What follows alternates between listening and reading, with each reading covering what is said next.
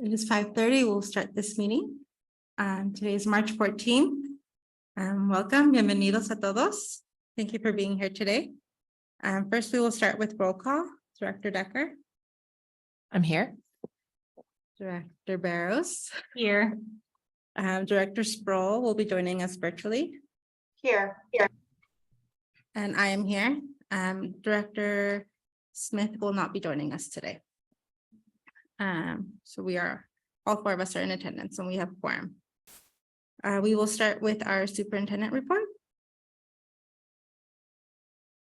Thank you, Director Zavala. I'll pull up the slides here.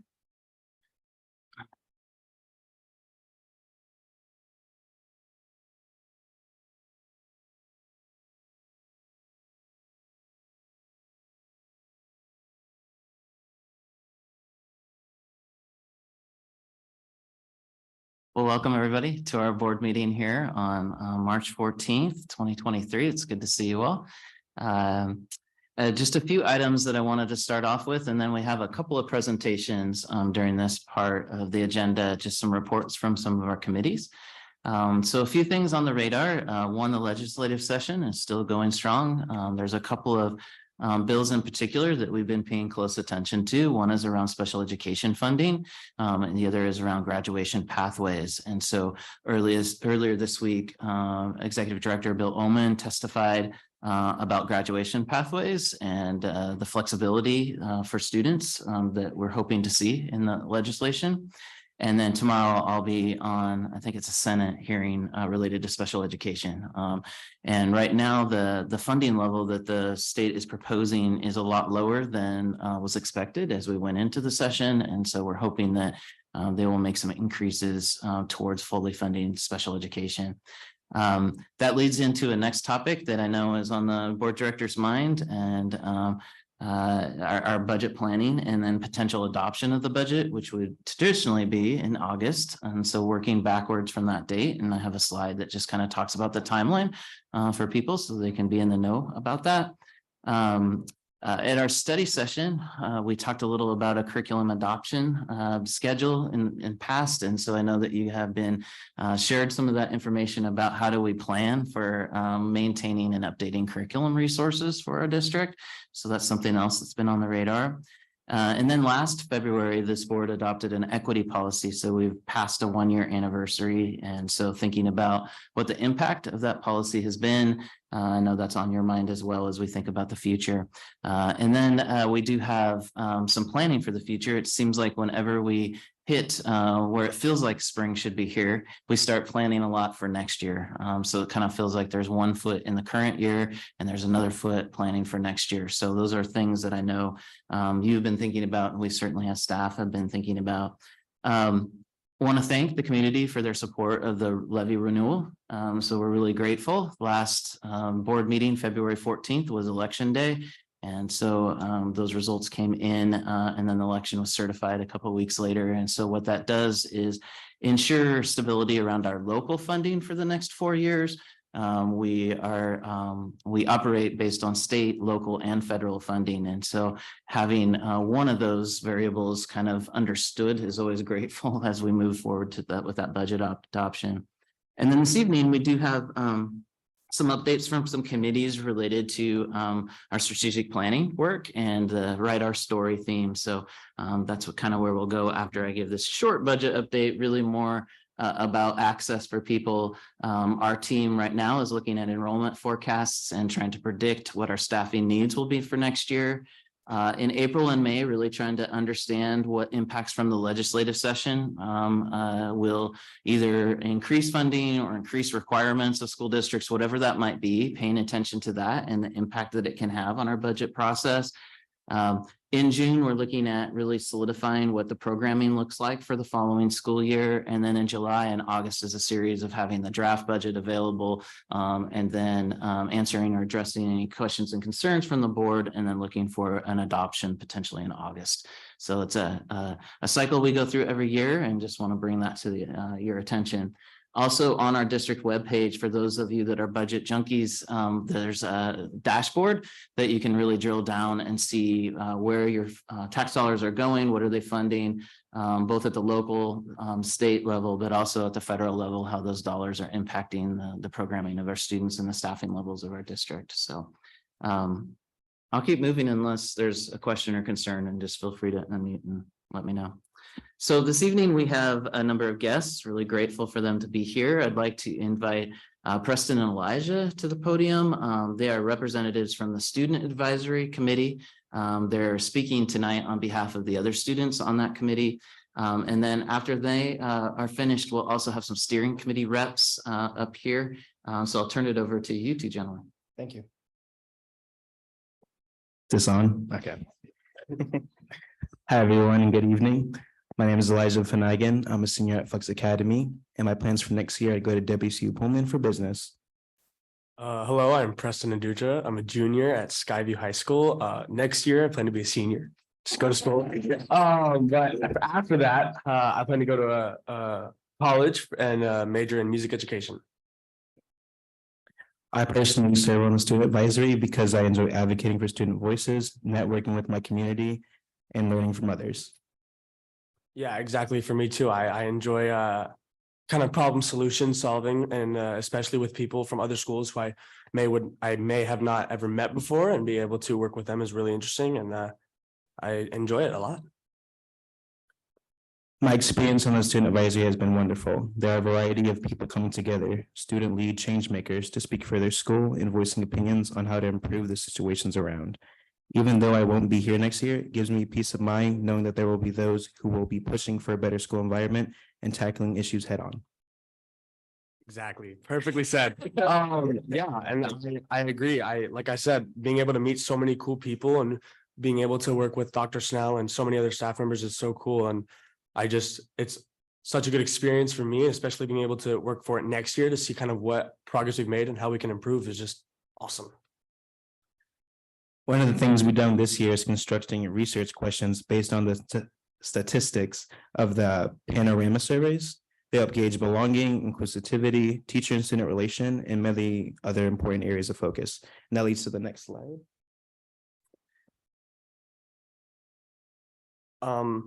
So yeah, one of the questions that we are asking ourselves is what types of training can we introduce to teachers / staff to build better relationships between teachers and staff and students in order to accomplish a sense of belonging?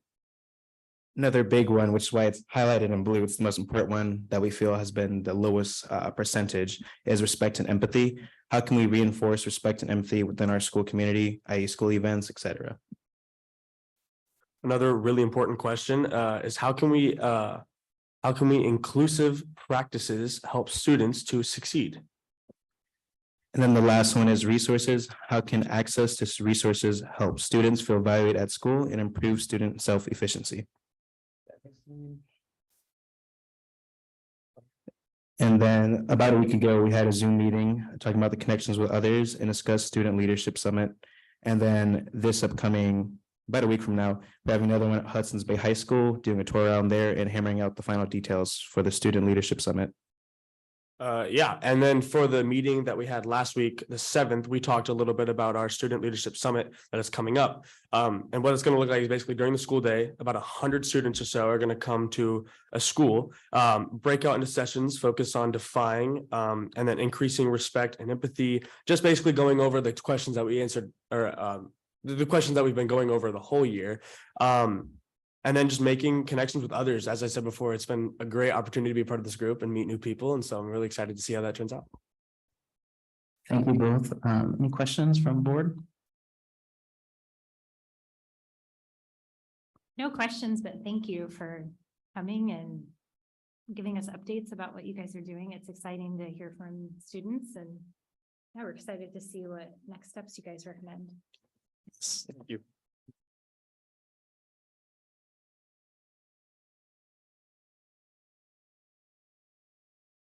So next up, I'd invite Principal Mead and Principal Myers. They are representing the steering committee from the strategic planning process. If you recall, as they're walking up, we have a number of advisory committees like what Elijah and Preston presented on. a staff advisory, a family advisory, community leaders advisory, and all those representatives are coming together to form a steering committee. And so I'll turn it over to you two. Well, I'm Stoney Myers. I'm the principal at Washington Elementary. I've been in the district for a very long time as a student and now as an employee for the last 28 years as an employee. So on this committee. I'm Darby Mead. I also have been in the district a long time. Product of Vancouver Public Schools and Stoney's got me beat. I've been here for 22 years as an employee. So we feel very fortunate to be able to work with this committee. And essentially what the steering committee is doing is we're taking feedback from all of these different groups and community feedback. And then we're trying to kind of synthesize that and come up with some common themes, which we'll share with you here in a second.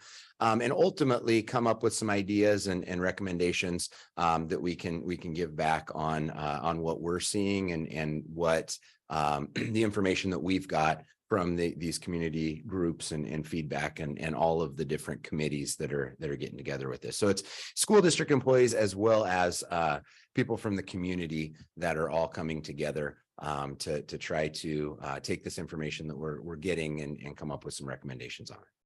And also within the community, we're also trying to discuss if we're missing people, because we want to hear all voices. We want to make sure the one's on this side, one on that side. We just want to make sure we hear from everybody. So we're bringing all this information together and finding common themes.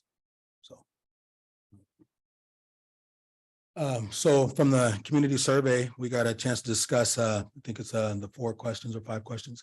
So the first question is, what are the most important qualities and characteristics of our students need in order to be successful?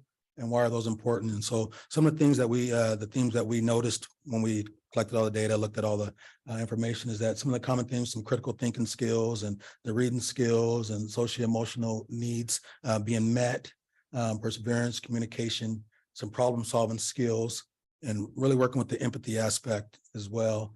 And also teamwork and ability to work with others and just basically just kind of life skills. And so that was what we got from question 1. And then question 2 was what kind of experiences are important for each of our students to have? Experiences were a huge theme and learning experiences, both in school and out in the community. Strong community connection, the ability to build personal relationships, and along with learning curriculum, also being able to work collaboratively with the team and work with people from all over the community, both inside and outside the classroom. So partnerships and things like that. And then also exposure to varying jobs in the community and having getting input from the community on what those, what they need and what the needs are in the current context. All right, our third question is, what can our schools do to effectively prepare our students for their futures? This was one that we had a really good discussion about because it's really important when we think about our students' futures, because we know we've been hit hard lately with some stuff, and we really want to do what's best for our students moving forward. So just thinking about how do we prepare our students is respond to the students kindly, modeling communication and collaboration, and teach practical life, basically teaching about budgets, resumes, interviewing, and socio-emotional skills. We also talked about inclusion to special learning programs.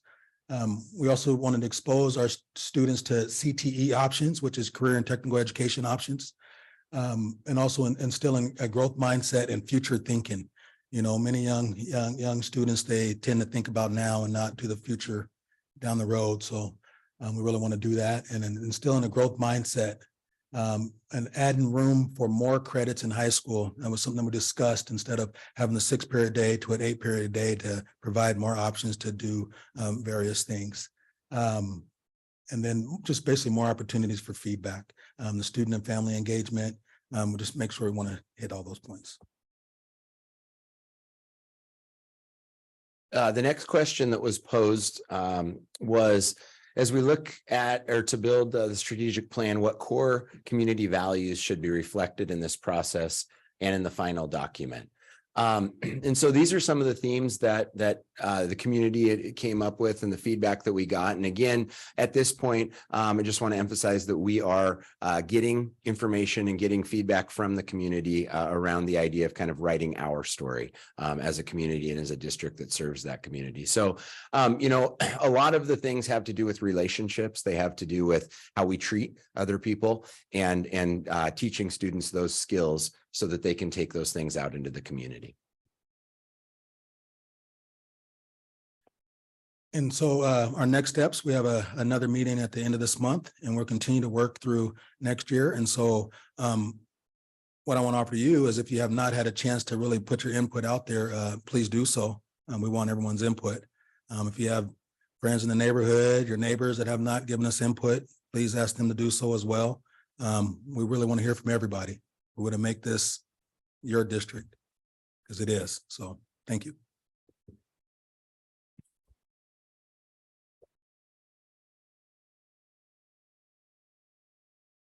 Thank you. Just open it up to any questions or comments from board directors. I don't have any questions, but again, it's great to hear this update. I liked hearing the questions and kind of the themes that came from each of the questions, because I think,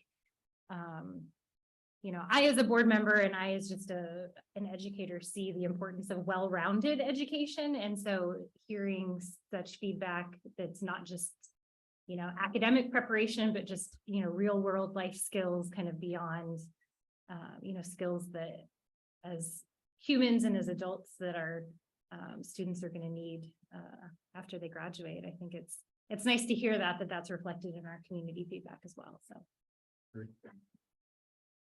And I just want to second what Director Barra said, but also, sorry, thank you for taking extra time, because I know as principals, you spend a lot of time already at your buildings, and to go add this extra task to your agenda is no small thing.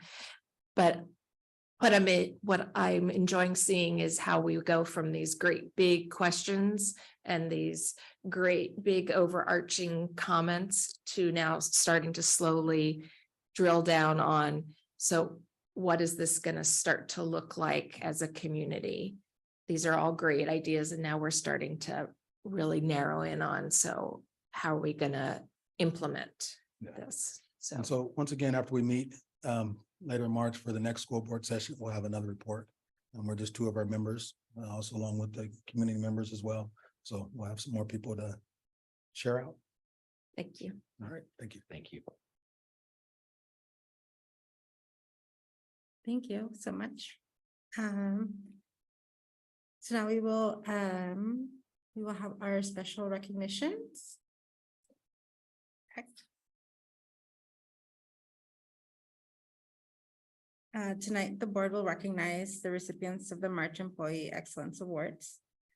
Executive Director of Human Resources, Jeff Fish, will read the name of each recipient and a short description of why the employee has been chosen to receive this award. If you are a recipient, once your announcement is read, please walk to the podium so we may present you with the plaque. Please then pause for an individual photo in front of the backdrop. At the time, the recipient may return to their seat, but please do not leave yet, as we would like to take a group photo after all the recipients have received their plaque. We will repeat this process with the other award winners until everyone's names has been read and they have received their plaque. After the final recipient is awarded, everyone will be invited back for a group photo with the board president and Superintendent Jeff Snow. If you choose to leave after this group photo is taken, we ask that you exit quietly. And just a reminder that this is a time that we celebrate. And so we welcome applause during this time. It's time to recognize the March Employee Excellence Award recipients. The following employees were selected by a committee of their peers for commitment to the students and staff of Vancouver Public Schools. These recipients were among the many outstanding nominees who create a caring environment and positive workplace through their exceptional efforts. For information about each recipient or to submit a nomination, please visit the district's website. Our first recipient is Jackie Bahina, the secretary at Martin Luther King Elementary. Jackie greets everyone with a smile on her face, and she is happy to help everyone who calls or comes into the office at King Elementary. She is a steady, reliable force in the ever-changing school environment, and her demeanor and calm approach help make everything easier for students and families. One nominator shares, Jackie is such an incredible person. Thank you, Jackie.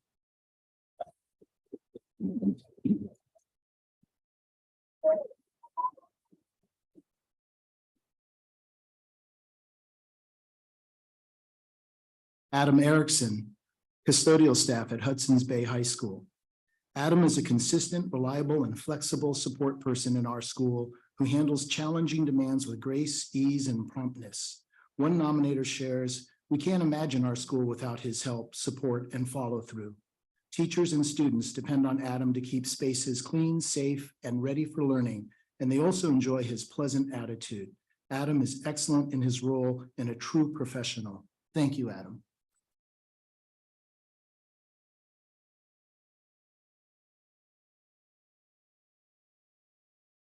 Brandon Hurlis, paraeducator at Discovery Middle School. Brandon is always ready and willing to jump in and support the Discovery team wherever he sees an opportunity to help out students and staff. He is flexible and supportive of coworkers and their work. A nominator shares, Brandon is by far the most capable and engaged para I have ever worked with. We have been so lucky to have him with us at Discovery this year. Thank you, Brandon.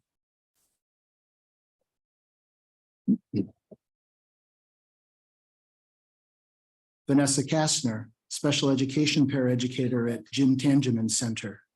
Vanessa is a kind, caring, and empathetic person who is always willing to help out wherever needed.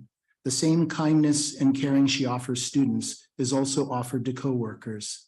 A nominator offers, since Vanessa has joined our JTC family, she has given our building a new energy. You can see and hear her throughout the day, filling others' cups. In addition to her kindness, the knowledge and experience Vanessa brings to JTC are invaluable. Thank you, Vanessa.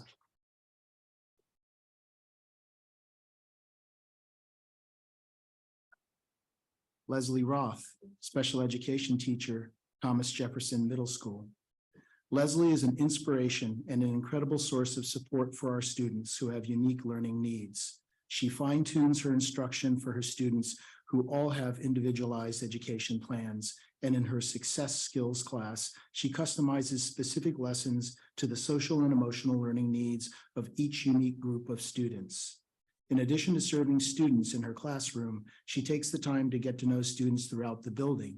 One nominator shares, Leslie means so much to the TJ community. Thank you, Leslie.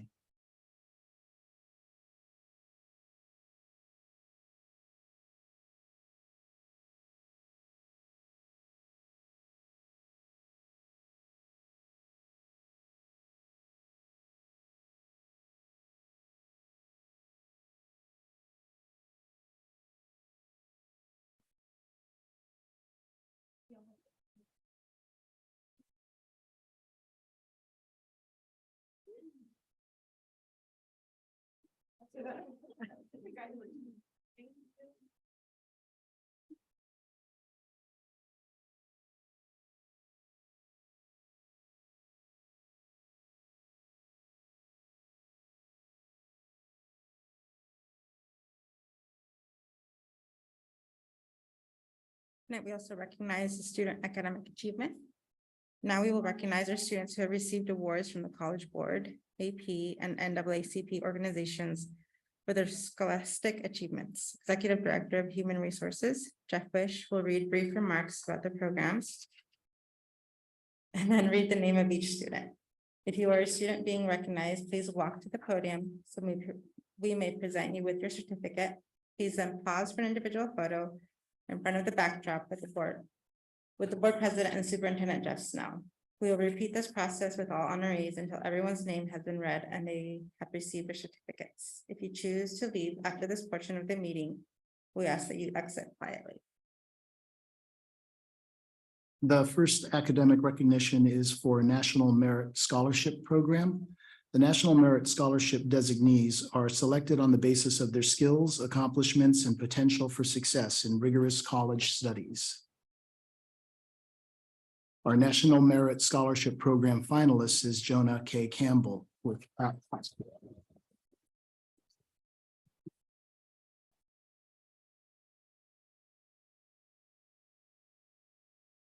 iTech Preparatory.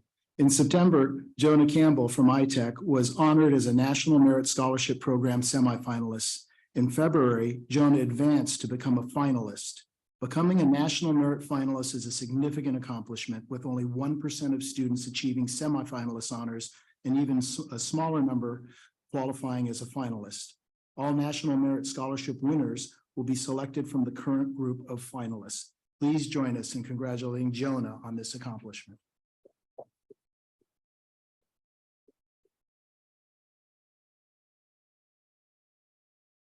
The next recognitions are for College Board National Recognition Programs.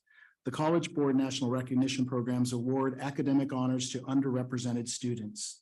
The 4 programs include the National Hispanic Recognition Program, National African American Recognition Program, National Indigenous Recognition Program, and the National Rural and Small Town Recognition Program. Students who take eligible administrations of the PSAT, NMSQT, PSAT 10, or AP exams are considered for awards. Students must also identify as Black, African American, Latino, Hispanic, Indigenous, or attend high school in a rural area or small town. This is not a scholarship program. However, students can include this academic honor in their college and scholarship applications. Please join me in congratulating the following students for their accomplishments. For the National Hispanic Recognition Award, Abigail Rosales, Skyview High School, Christian Arana, Skyview High School, Isabella Alvarez, iTech Preparatory, Yuri Garcia, iTech Preparatory.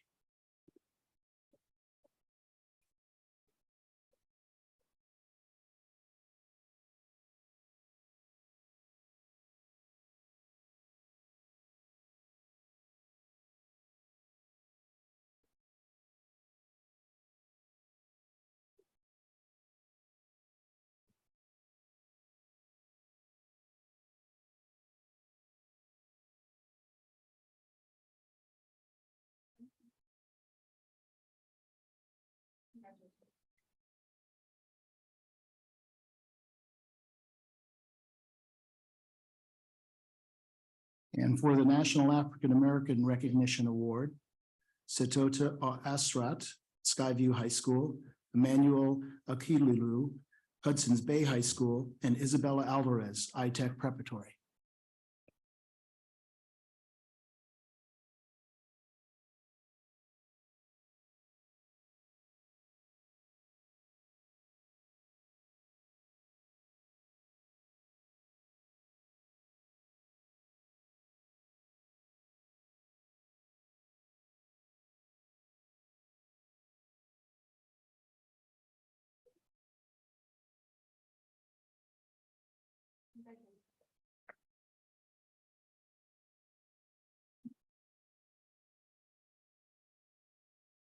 And for the National Rural and Small Town Award, Clark Hegewald, iTech Preparatory, Isabella Alvarez, iTech Preparatory, Jonah Campbell, iTech Preparatory, Kathleen Cannon, iTech Preparatory, and Tara Patel, iTech Preparatory.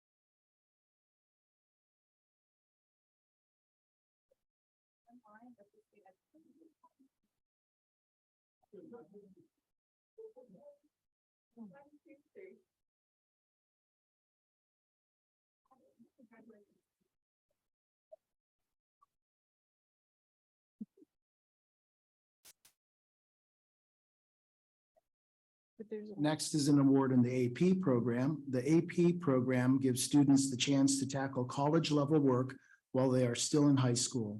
By taking AP exams, students can earn college credit and placement. perfect score on the AP exam. In May of 2022, Andrea Coroy from Vancouver School of Arts and Academics earned a perfect score on the 2D Art and Design exam, an accomplishment that less than 2% of students taking the test achieve. Congratulations, Andrea.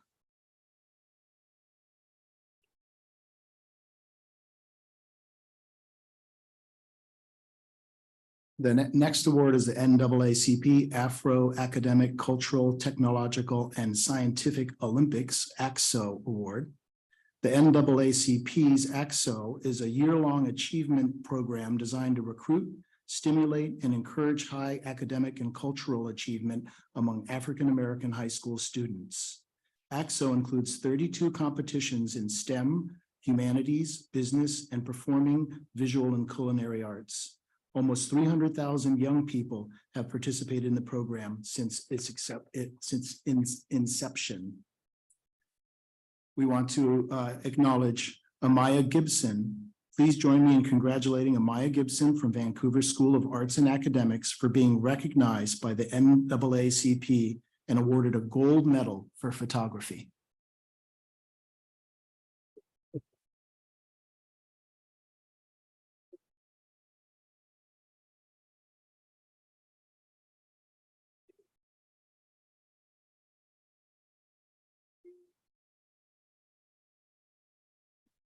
Congratulations to all of our award winners.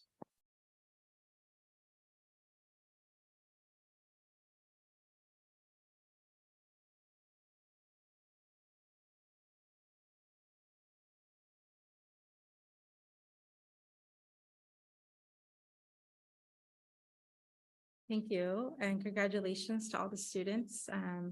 This is why we're here, right? For student achievement. So I congratulate everyone.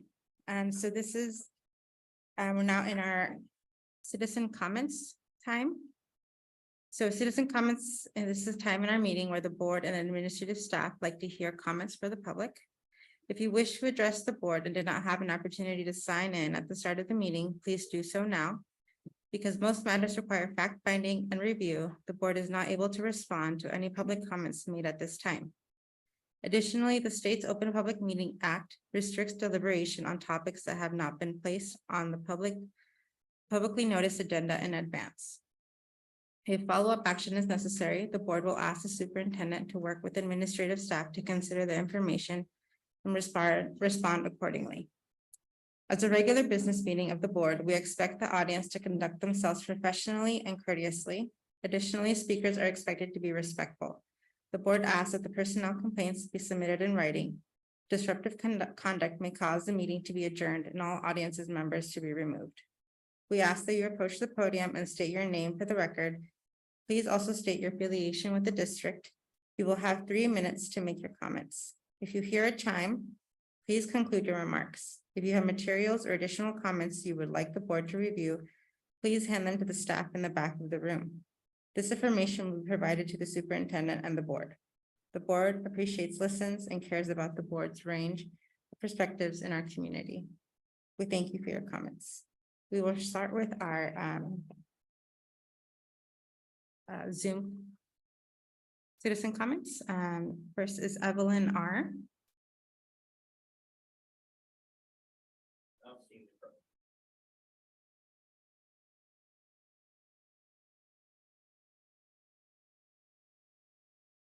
I don't see Evelyn. Just a reminder to please put your name first and last name, just that matches what you signed up. Einar Altum.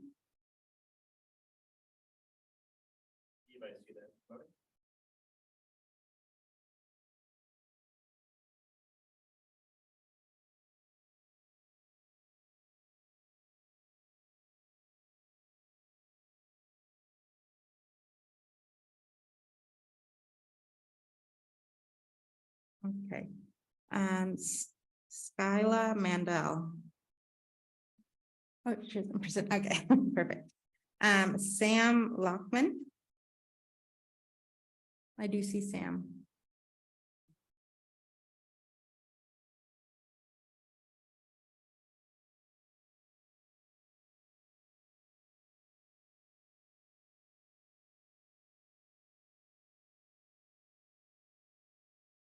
Sam, when you're ready.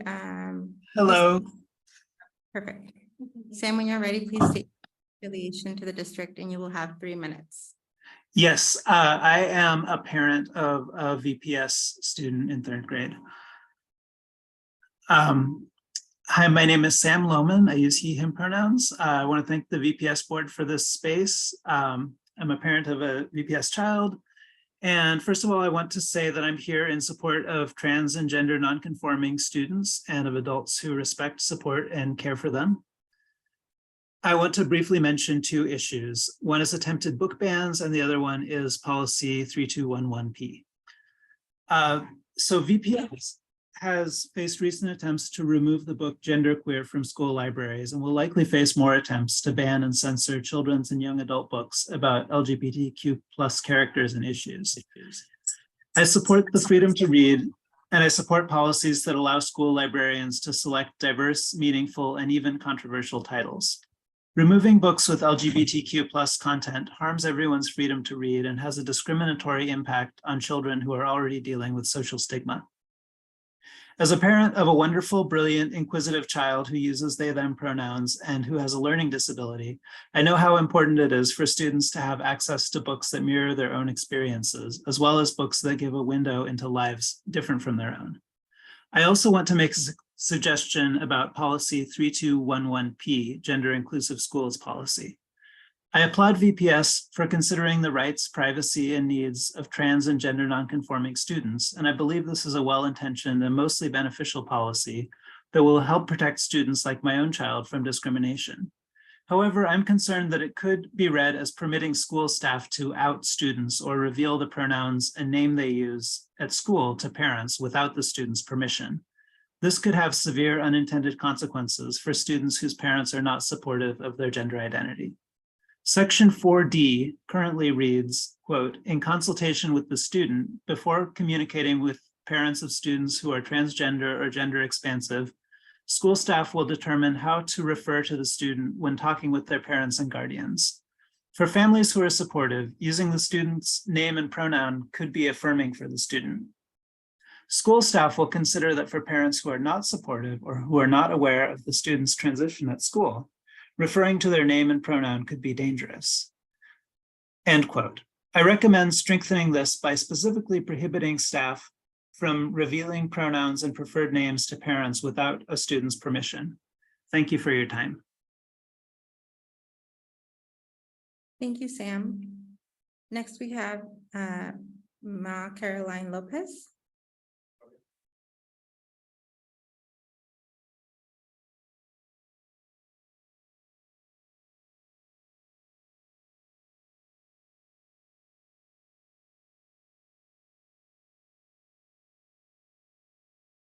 Hi, Caroline. When you're ready, please state your name and affiliation to the district, and you will have 3 minutes. Thank you very much. Good evening. My name is Ma Caroline Lopez. I use she and they pronouns, and I'm a member of the community. I'm here to discuss the harm that is caused when books are banned from school libraries, such as Genderqueer by Maya Kababe.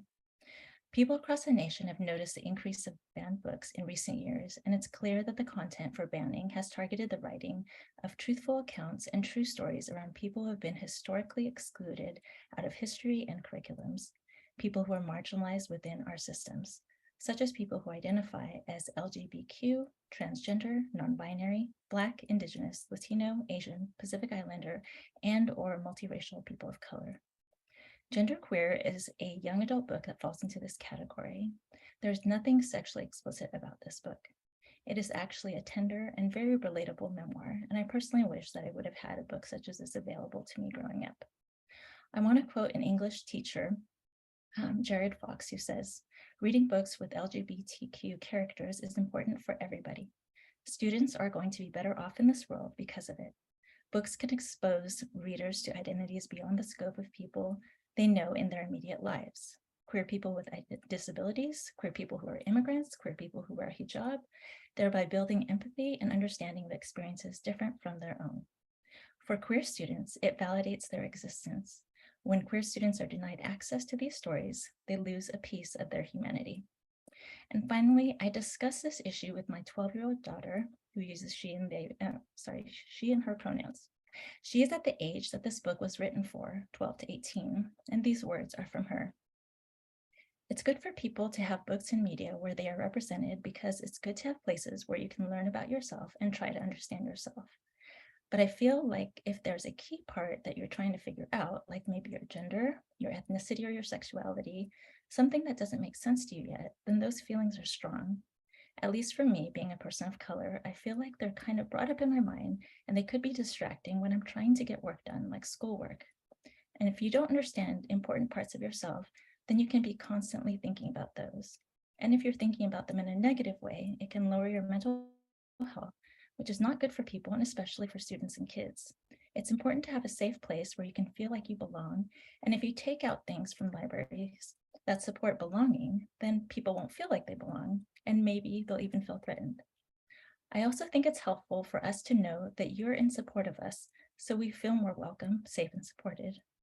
I think it's a natural thing to be scared and to try to get rid of something that you don't understand, but this is important, people's queer identities and other identities. It's just important to be in support of people, even if you don't understand them, and it's good to try to understand, but if you don't, then you shouldn't just try to take away something because you don't know how impactful it could be when you're not a part of that community. And lastly, she says, it's okay that there are people who are different than you. Thank you, Ma Caroline. Next we have Rolf Bellick.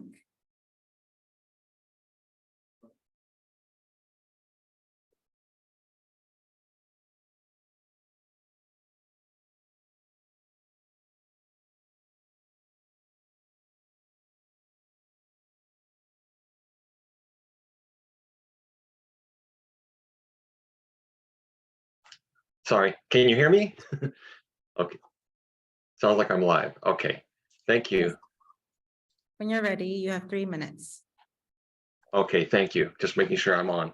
I appreciate it. Yeah, my name is Rolf Bellick, and I have a son at Hudson's Bay High School. He's a senior, and I've passionately advocated on a topic in the last few years with the board and other constituents regarding school start times.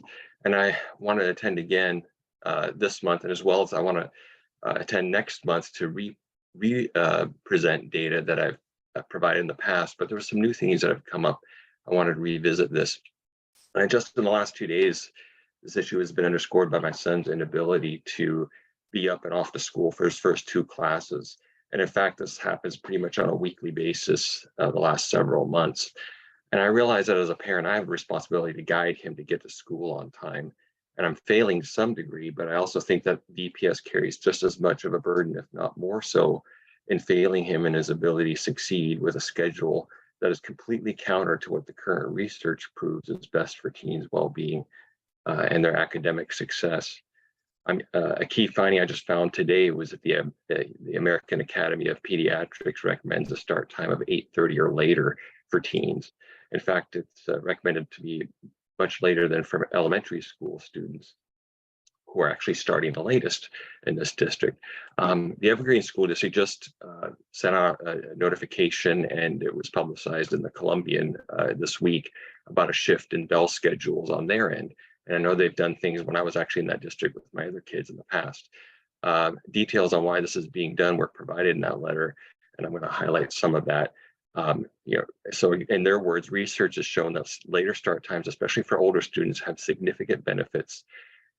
Starting time specifically at 8:30 a.m. or later creates the most positive results for older students, including students feeling healthier, less likely to be depressed, reduction in car crashes, less absenteeism and tardiness, which is really where I'm feeling the pain right now. And he's feeling the pain, and it's affecting his ability to succeed. This is the most important time for them in school, is in high school when the credits count. And we're kind of shooting them in the foot by having them start at 0 dark 100. And my son goes to bed at a good time, and he's struggling. And I know other kids do. Every parent I talk to at the advocacy meetings, the monthly meetings, they reflect this, they mirror the same concern. Finally, I'd like to highlight the National Education Association research findings just published in December. Key takeaways from that are majority of teenagers do not get the recommended 8 to 10 hours of sleep. Inadequate sleep can lead to countless negative health consequences that affect their ability to learn. Many experts advocate for later start times up to an hour later to help students get the sleep they need. And in 2022, California became the first state to mandate a later school start time. Anyway, I'm passionate about this. I'm going to continue after he graduates, and let me know what I can do in any case to further this cause. Thank you. Thank you. That concludes our Zoom comments. We will now proceed with our in-person comments. First, we have Kim Sloan.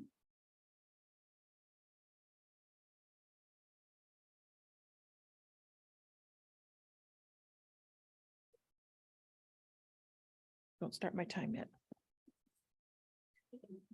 My name's Kim Sloan, and I teach at the Open Doors program at Heights Campus. The inequity that our students and staff experience as a result of funding decisions by Vancouver Public Schools have prompted a few of us to come to monthly board meetings to make sure that you're all just aware of what's happening in the trenches. Billy Graham said, "Give me 5 minutes with a person's checkbook and I'll tell you where their heart is." I wonder what he would have surmised after 5 minutes with the VPS budget. I admittedly don't have a clue how fiscal decisions are made for a school district, nor would I want to be responsible for making them, especially one of this size. But it seems like the examination of the budget might reflect that the hearts are more for the students who tend to fit into the traditional model. This is a problem when 40% of the students who register for Heights list negative experiences at the comprehensive schools as their reason for enrolling. And depending on their age and credit status, we don't have a lot to offer them in the way of meaningful, engaging programming. VLA requires a level of executive functioning most of our students just don't have. And if they don't qualify for Open Doors, the only other option is VHC, and we know that that isn't a fit for most of them either. More evidence for my sweeping generalization is found in the OSPI data that Pearl Griffin shared last month, revealing that Open Doors overall has the greatest population of high-need students in the district. Even more evidence is found in just the absence of a true alternative school at VPS. Heights is where all of the non-traditional and non-magnet programs are housed, but the funding doesn't allow for best practice model in most of those programs, which means we're not an alternative school, we're an intervention. And when we proposed a new model last year, it wasn't even entertained by district office. So here's my ask. Are you ready? It's big and it costs money. I want to see VPS's heart reflected at my school. I want funding that allows our students to come to campus multiple days each week. I want more space for our campus, even if that's in the form of portables until we can find a suitable permanent space. Allow us to become VPS's alternative school with a multi-day project-based model for grades 9 through 12 plus. I know that your hearts are for kids. I do. And I want to work with you to create solutions. I'm ready to invest my time into being a part of any discussions or planning to make this happen. Just say the word. And as always, you are invited to drop into our classroom, Room 11, Heights Campus, anytime you want to. So thank you so much for the continued opportunity to address you each month. Thank you. Now we have Pearl Griffin.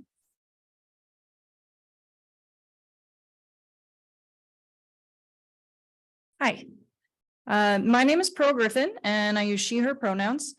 I teach in the Open Doors program at Heights Campus. I appreciate the opportunity to speak and to share this experience with several of our students who are here tonight as part of their citizenship competency. You'll hear from them.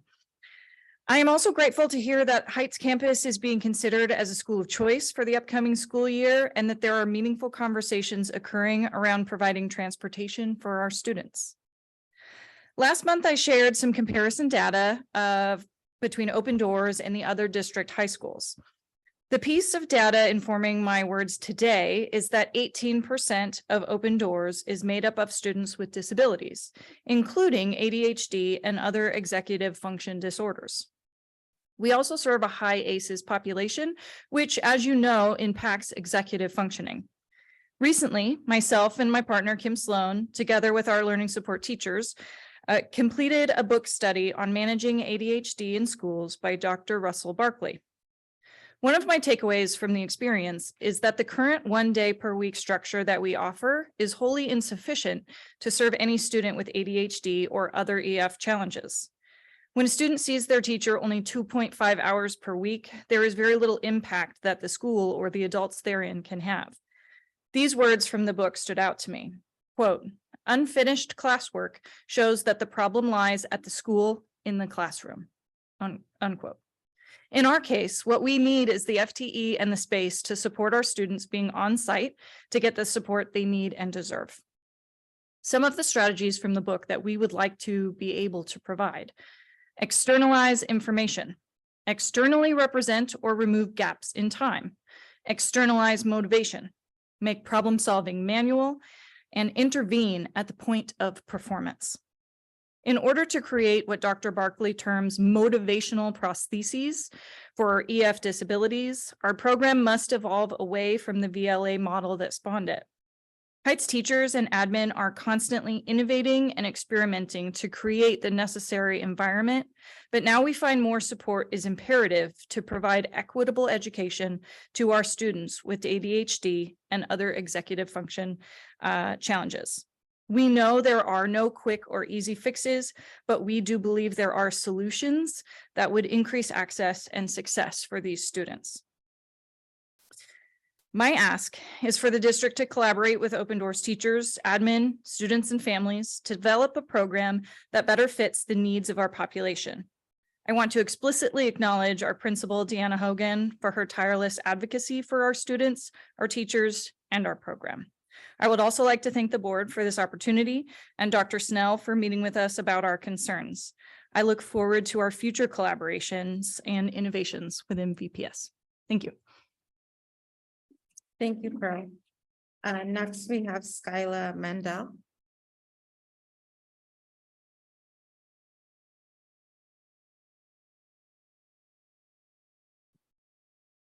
Sorry, I'm just a bit nervous. Okay.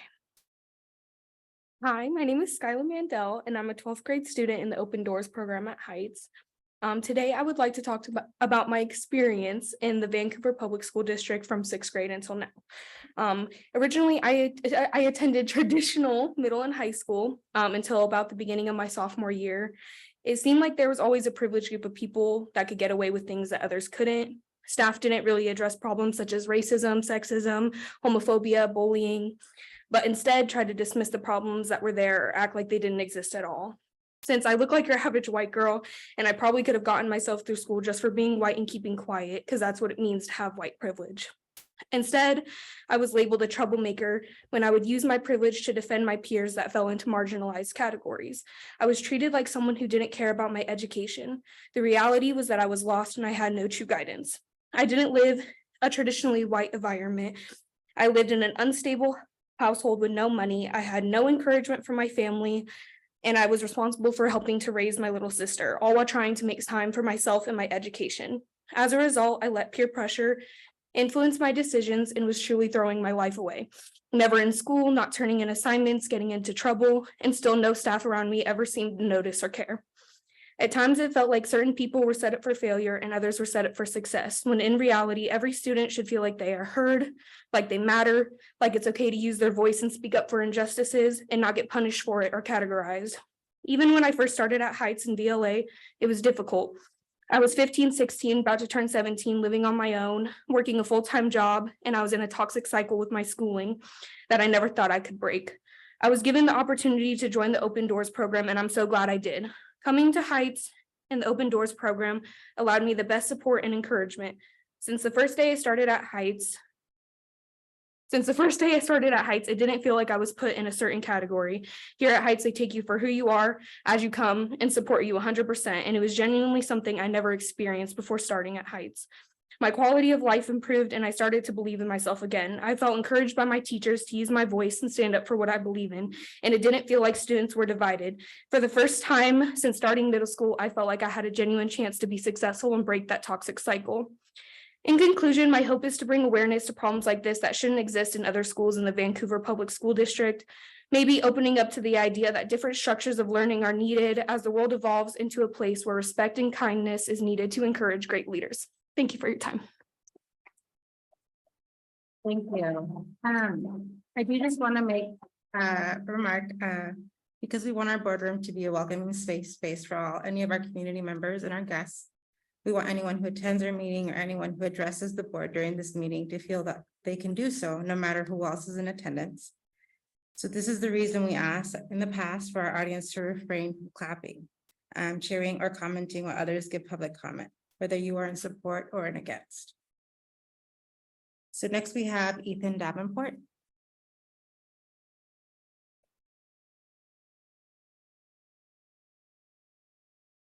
Hello, my name is Ethan. I am a senior at Heights and have also attended Hudson's Bay and iTech Preparatory.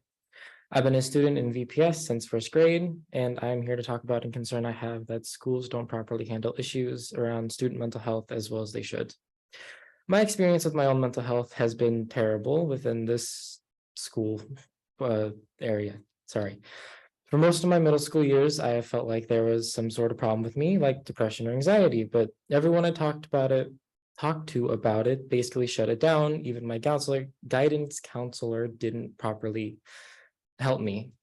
In 8th grade, I created a Google document and wrote about how I felt unloved and uncared for by everyone, how I just wish I'd die and was never born. It was meant as just an outlet to talk about things no one helped with, but the school detection system found it alarming, which alerted my counselor to take action. My counselor decided to take me out of class and followed the procedure, which ended up with me in a hospital mental ward, all alone and scared for hours on end until I was finally picked up at 1 a.m. The whole experience that was supposed to help me just ended up traumatizing me more than anything.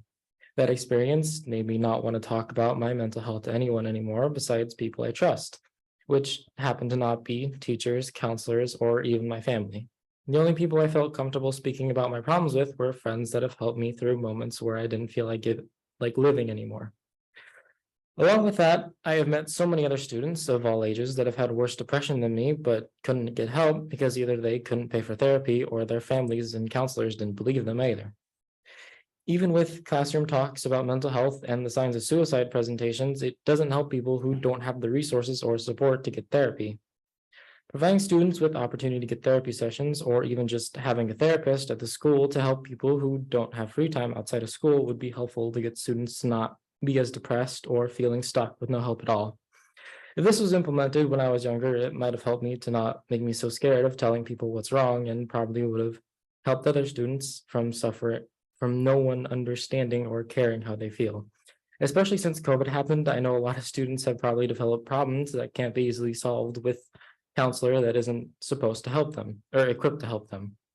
This can help make schools feel like a safer place while also giving them the help they deserve.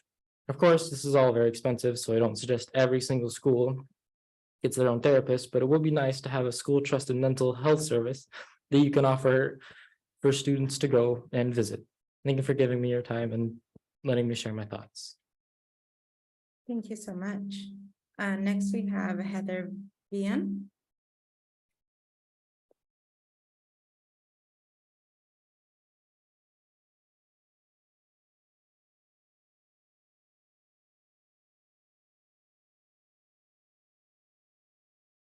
My name is Heather Vian, and I am a parent in the Vancouver School District. I have a petition that I have collected signatures for that I'd like to present to the board. But it basically says that we, the residents of Vancouver School District, want a neutral ground for all students and their families to feel welcome, to create positive behavior interventions and supports for all children, regardless of their race, religion, ethnicity, gender, and any other group not mentioned, so that they can all flourish. The elevation of any group, whether it's major or minor, over another group only creates a breeding ground for an us versus them mentality that further leads to divides, hate, and racism. Let us learn from the past and stop making the same mistakes just aimed at a new group. I truly feel public schools should be a neutral ground so everyone, not just a group, major or minor, would feel welcome. I also feel like that is what's being done is a breach of Washington State Constitution, Article 9, Education, Section 4, sectarian control or influence prohibited. All schools maintained or supported wholly or in part by the public funds shall be forever free from sectarian control or influence. In conclusion, all sectarian flags should be taken down on the grounds that they are a building of publicly funded schools. Thank you. Thank you, Heather. Next, we have Brett Kurtz.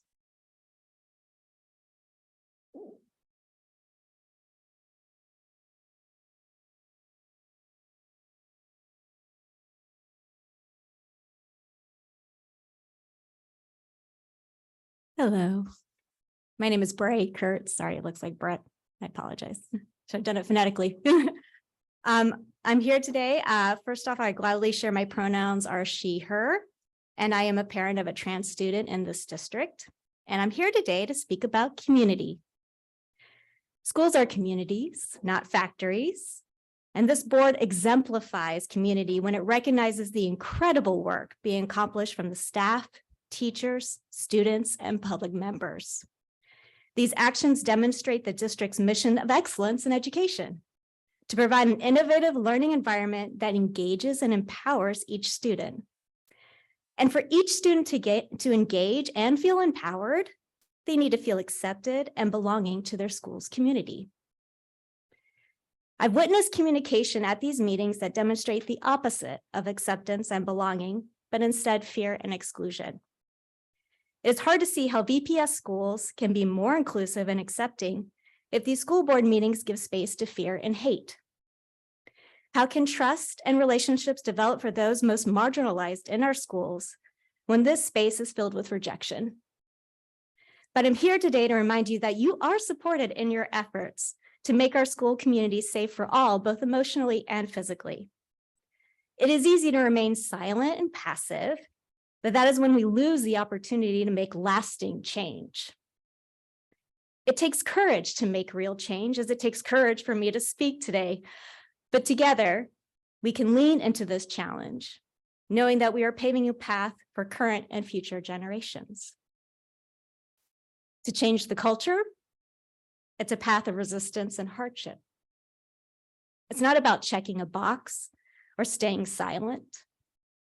We have to reckon with the racial slurs and identity-based bullying happening in our schools and in these school board meetings. Hold people accountable to the equity policy adopted by this district. Create a community where students, staff, and family feel safe and empowered and not fearful and rejected. I look forward to being on this path with you all as we lean into the adversity to make space for everyone to feel engaged, empowered, and supported. Thank you. Thank you so much. Next, we have Amy Surface.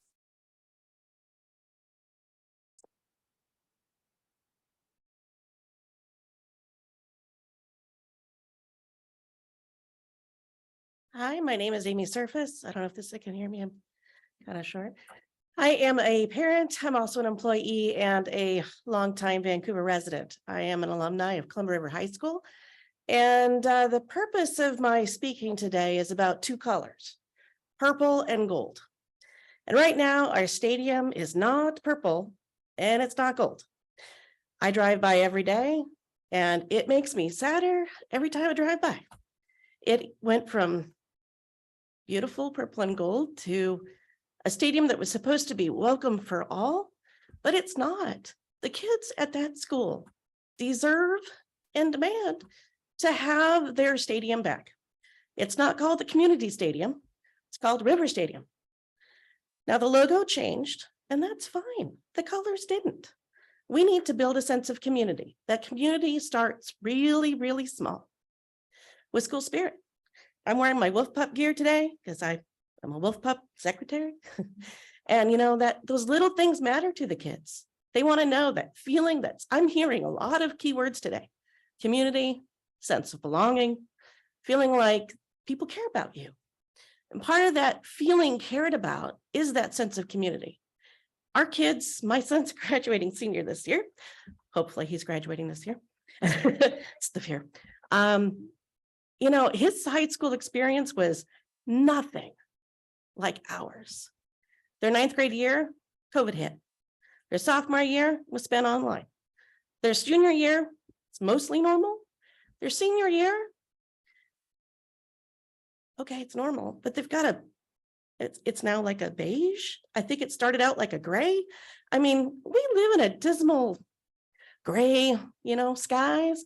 That purple and gold really brightens those kids when they're out there on the track, when they're out there on the field, they're playing football, they're running around. They need to have that sense of community and sense of belonging. So 2 words, pretty small, purple and gold. Thank you, Amy. And next we have Charlotte Larte.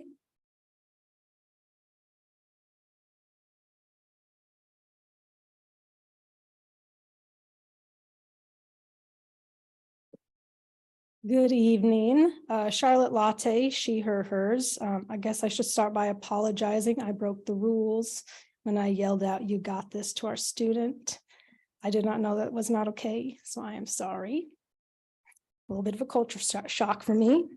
I'm a community member, a teacher, and a board director for the National Education Association.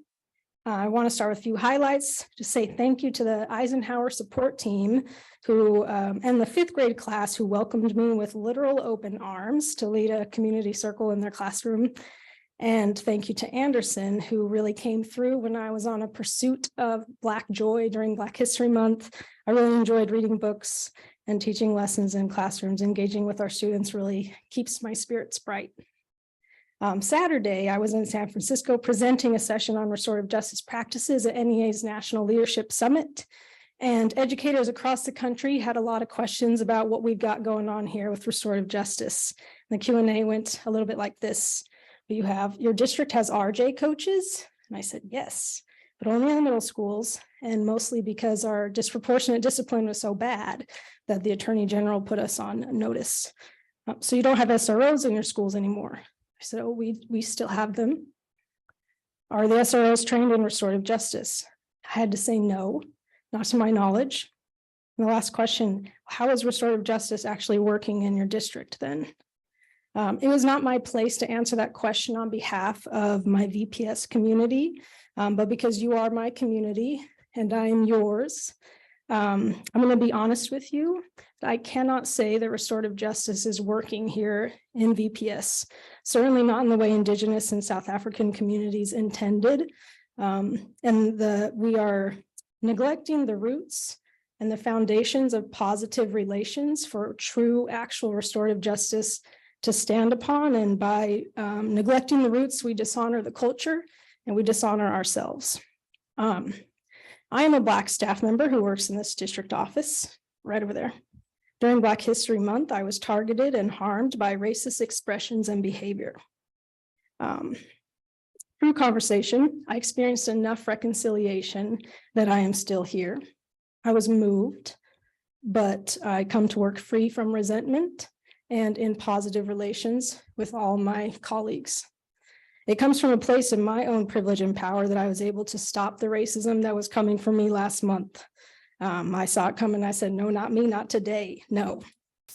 My experience, though, has left me wondering how many of our Black students and staff were targeted and harmed by racist expression and behavior in schools last month, and the months before that, and the months before that, and the months before that. How many Black students have been referred, suspended, expelled, transferred, or plain unenrolled after being targeted by racist expressions and behavior? Removing the Black individual is not the same as removing the variables that led to the racism happening. And a positive note, I have a positive on top of the sandwich. Thank you, Charlotte. 3 Okay. minutes are over. Thank you. Thanks, y'all. Next, we have Ash DeBuse.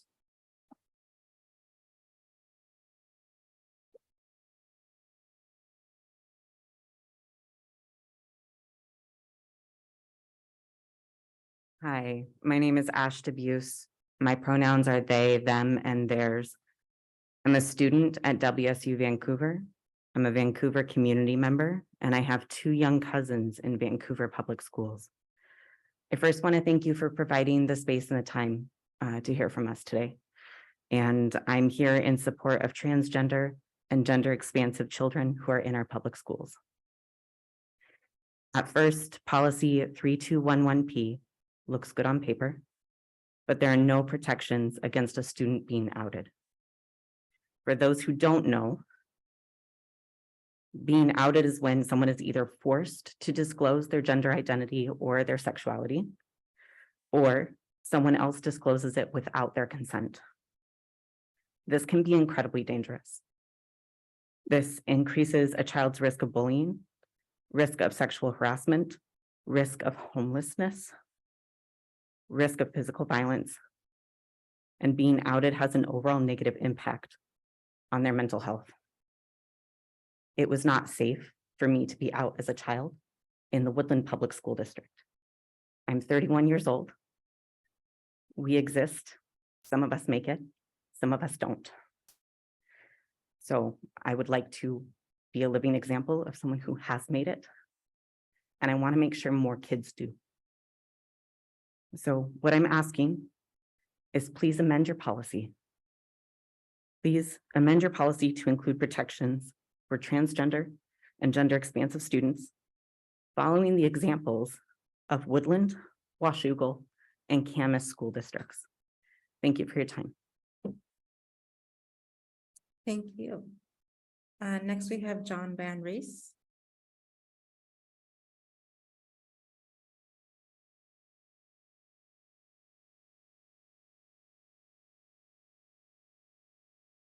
Good evening. My name is John Van Rees, and I'm the proud parent of an extraordinary VPS student.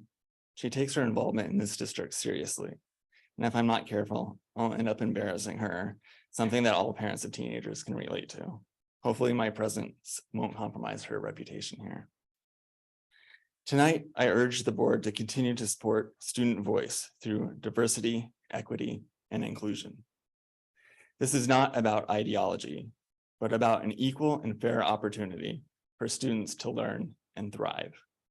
There's nothing divisive about representation, except for those who wish to discriminate. I ask that you act with vigor and urgency in addressing the attacks on our student population. I am disappointed by the words that were spoken in this room by those who espoused exclusionary views during prior public comment. These words were not just hurtful, they are damaging to our collective sense of community and acceptance. You must make it clear that bullying of any kind, especially identity-based bullying, has no place here or in VPS. I urge the board to promote an inclusive environment where all feel safe to be themselves, and to know that their uniqueness and differences will be celebrated, not belittled. This should be a priority. The reasoning is clear. We know, based on the latest academic research, that representation and equity-based learning have the power to significantly improve student success. Not only has it been linked to increased participation and attentiveness in class, but also improvements in the quality of assignments they complete. The use of windows and mirrors creates an inclusive educational space where students thrive academically and emotionally. It is essential to create an environment where there is something for everyone. Representation and the condemnation of hate promotes empathy, reduces biases, and gives students a concrete way to relate to their peers and community. Acceptance is empowering. Being understood provides our children with tangible hope by allowing them to feel like they belong. The board to strive to create a space where everyone feels like they belong, regardless of identity. Inclusion does not create victims.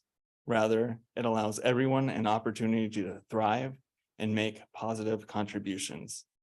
Inclusion should never be a question. It must always be an answer that both honors and elevates all. Now, more than ever, it is critical that we uplift student voice. Thank you for your time. Thank you, John. Next, we have Megan Van Rees.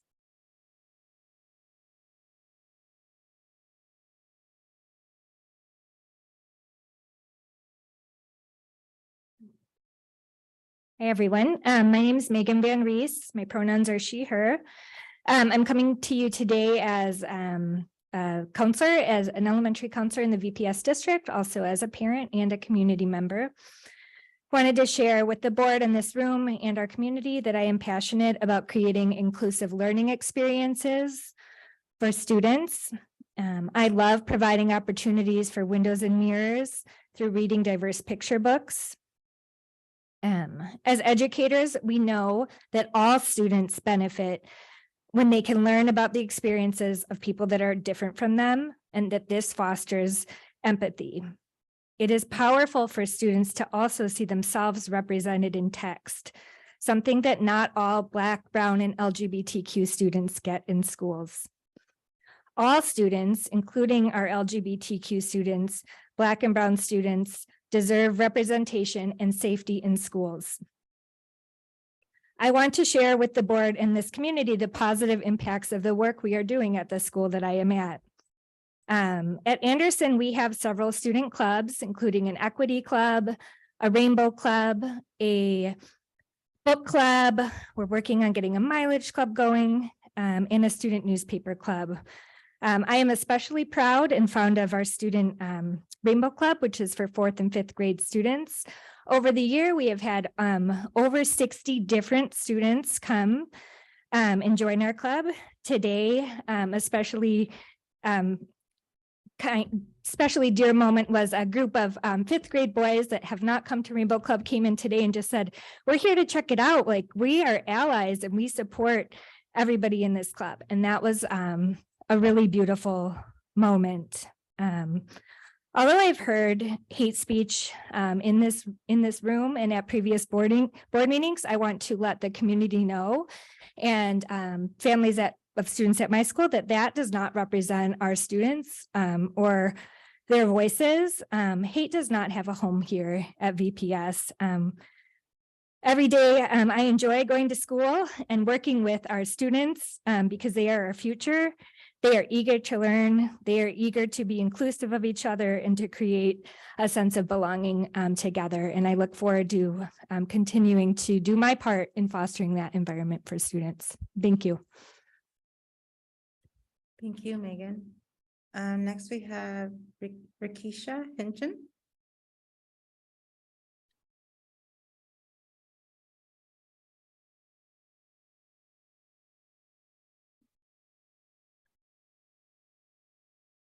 Hello, everybody. My name is Rakisha Hinchin. I am the chair for the NAACP Education Committee. Tonight, I'm just going to talk a little bit about the racial disparities that are going on within Vancouver School District. The concerns that the community has for the racial discriminations against still. Previously, we have seen the reports that have proven Black students were disproportionately disciplined. This is still going on today. This has not changed. We have seen our Black students be called racial slurs by other students and be sent to the classrooms, and they are still expected to behave and participate. We have seen our Black students targeted in the halls, and they are still expected to learn and expected to trust our school administrators. So today I came to ask you all, when are we going to let our students of color feel safe and welcomed in their learning environments? When are we going to create policies that help them feel welcome and safe and that are specific to them? Thank you. Thank you, Rakisha. Next we have Mike Delaneo.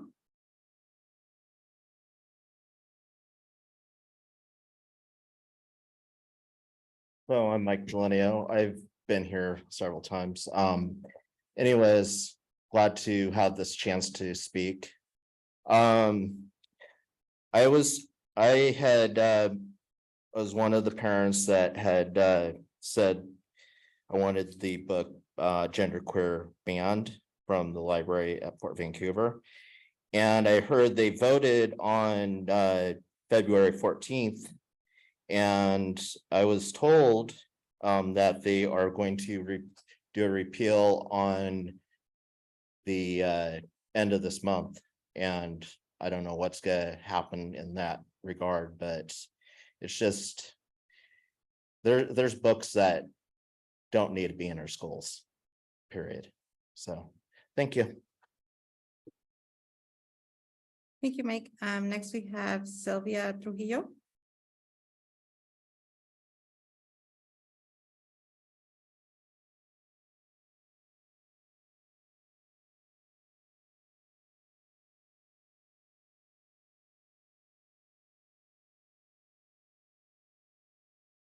Thank you. My name is Sylvia Trujillo. I am a member of the community and my pronouns are she and her.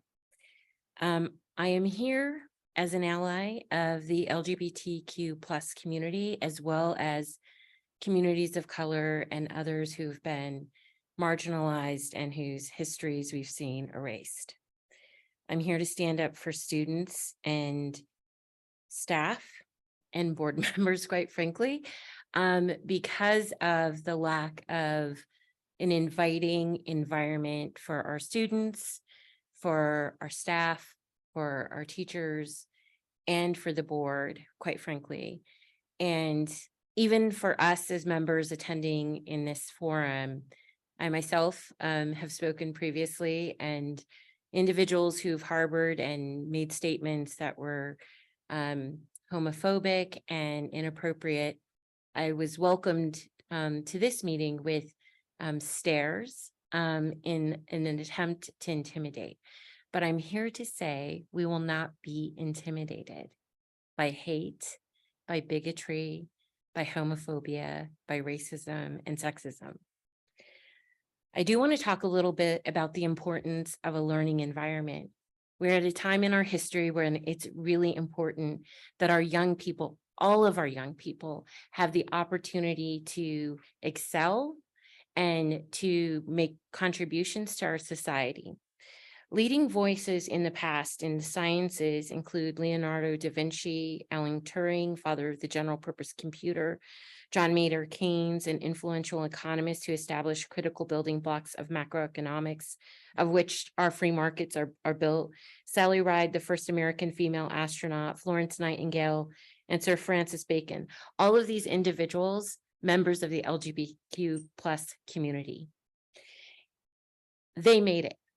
All too often, our young people, whether they are part of the school to prison pipeline because they're Black young men or they're Latino young men of color, or they're LGBTQ youth who suffer very high rates of depression and suicide because they are met with daily bullying and vitriol and animosity, don't make it. And these are voices that will never contribute to the fabric of our community and to our society and to our betterment as people. Leading voices in civil rights who were some of the most instrumental in our thinking about equity include Bayard Rustin, the chief organizer of the 1963 March on Washington, where Martin Luther King delivered "I Have a Dream" speech, renowned author James Baldwin, and writers and editors like Sherry Moraga and Gloria Andulza. All of these contributors to our culture and success as a nation from the LGBTQ plus community. Thank you for the board support. Thank you. We do have a Altum that's on the list. I don't know if we want to try to give him a chance.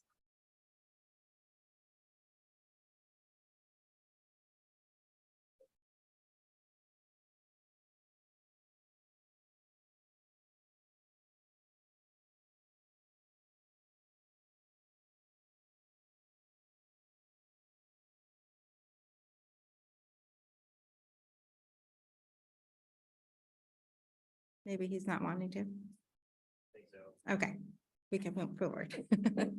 Thank. So that concludes our Zoom comments, our citizen comments. We are now moving to our action items. The first on the list is our approval of minutes for our February meetings. Do I have a motion? I move. Do I have a second? I will second. Any comments or questions? None. All those in favor of approving the minutes?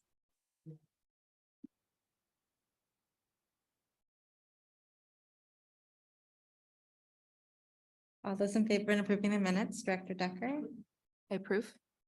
Director Barrows. Approve. Director Sproul. Approve. And I also approve, so the motion passes. Next we have our consent agenda. We have items on our, Excuse me. Right. The consent agenda includes some items that were reviewed, or all the items were reviewed in the committee of the whole meeting previously. And so if members of the community are interested, there's discussion that happens in the committee of the whole meetings to preview and get ready for the board meeting. In this last committee of the whole meeting, one of the questions that emerged was regarding the approval of high school new course proposals. There was a calculus AP class at Skyview High School that was on the list, and the question from the board was related to other high schools offering that course. And so we did discuss that often a new course will come forward from a school with a particular teacher or group of students that are passionate about that school. And then typically we try to replicate that course if it's successful. So just wanted to follow up with that question that emerged from the committee of the whole meeting and turn it back to you, Director Zavala. great, so. Yes, sorry guys, okay, the script. Do I have a motion? I'll make the motion. Do I have a second? And I'll second it. Any discussion or comments or questions? Thank you, Dr. Snell, for the update and clarification. Great. So now we see that there's no discussion. We are going to put it to a vote. Director Decker. Approve. Director Barrows. Approve. Director Sproul. Approve. And I also approve. The motion passes. We are now moving into our Board of Directors report. I think there's one item on the regular business. Oh, yes, Okay. I'm sorry. I always skip that. So our regular business, under our regular business, we do have one item. And if I could turn it over to Ms. Scarborough to give an update on this policy recommendation that's coming forward. It is the second reading. Thank you, Dr. Schnell. Board Policy 1610, Conflict of Interest, is updated to clarify the process for avoiding conflicts of interest consistent with the Code of Ethics for municipal officers. The general rule is that as public officers, board members cannot enter into contracts with the district that provide a financial interest for the board member. There are 12 exemptions to this rule. The primary exemptions that apply to board members are the business and employment exemptions. Those exemptions are outlined in the proposed policy. When an exemption applies, the law requires disclosure of the interest and that the board member recuse themselves from voting on that matter. The policy changes are proposed to ensure the board policy is clear and consistent with current conflict of interest provisions. Thank you, Marilee. Do I have a motion? I'll move. Do I have a second? I second. Any discussion, comments, or questions? No? We will move to a vote. All those in favor in approving policy 1610, conflict of interest. Director Decker. Approve. Director Barrows. Approve. Director Sproul. Approve. And I also approve, so the motion passes. Now we will move into our Board of Directors report. Do any of our board directors have anything they'd like to share that has been going on in the past couple months or weeks? Excuse me. Oh, go ahead. Go ahead. Director Sproul, go ahead. I was just going to give a quick update. I had the opportunity in the early part of this month to travel to Arizona as part of the PLC Summit. I joined an educator, a principal, a central office administrator, and our VEA leadership. And it was really for me, it was an impactful shared learning experience. I think this is an initiative that requires full buy-in in the district, and to have all of these different roles coming together. We heard from great speakers, Anthony Muhammad, Mike Mattis, and had some really great breakout sessions. I think the key takeaway for me is this isn't when we think about PLC, it's really about a philosophy of collaboration and leveraging data. It's not just a 50-minute meeting at the end of the one school day. But I wanted to thank those that traveled with me because I learned a lot and it gave me, it informed my perspective, but I'm excited to support this initiative moving forward. Thank you, Director. Dr. Duggar.